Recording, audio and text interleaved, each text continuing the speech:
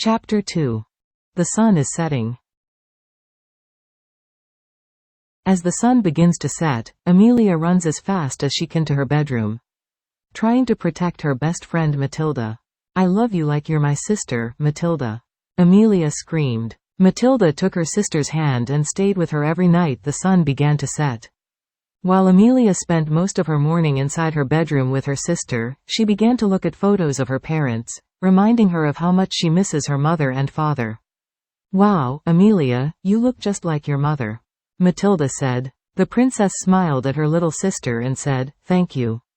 Since the princess is in her beast form, her sister decided to make clothes that will adapt to her body. When Matilda finished, she gave Amelia a glimpse of the finished outfit.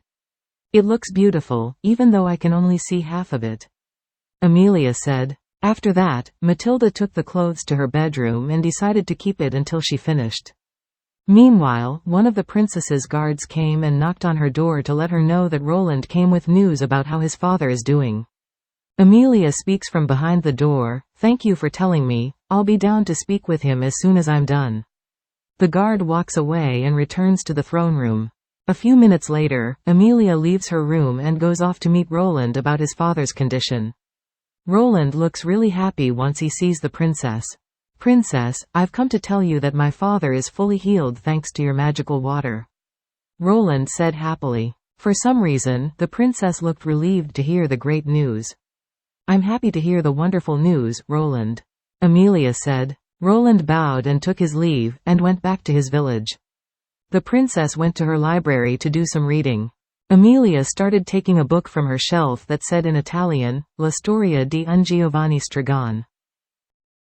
The story is about a young warlock who goes on an adventure to find his purpose in the world and eventually falls in love with a young maiden, but didn't realize that he is the son of a powerful wizard named Crow.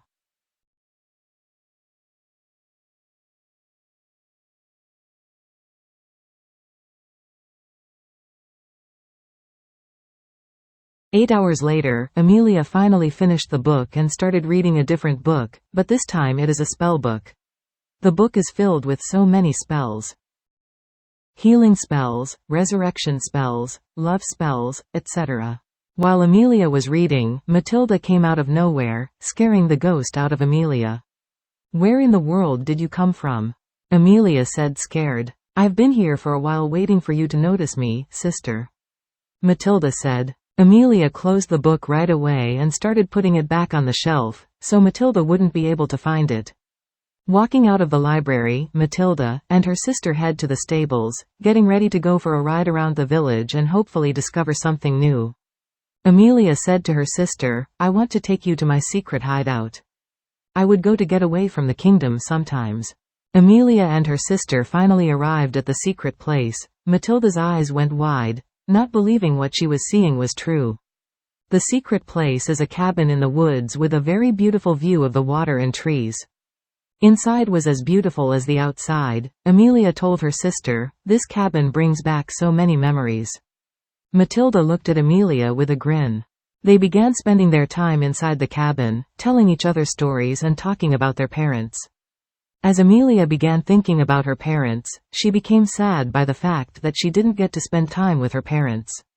Amelia falls to the ground, putting her hand to her chest, screaming in pain, "Arg!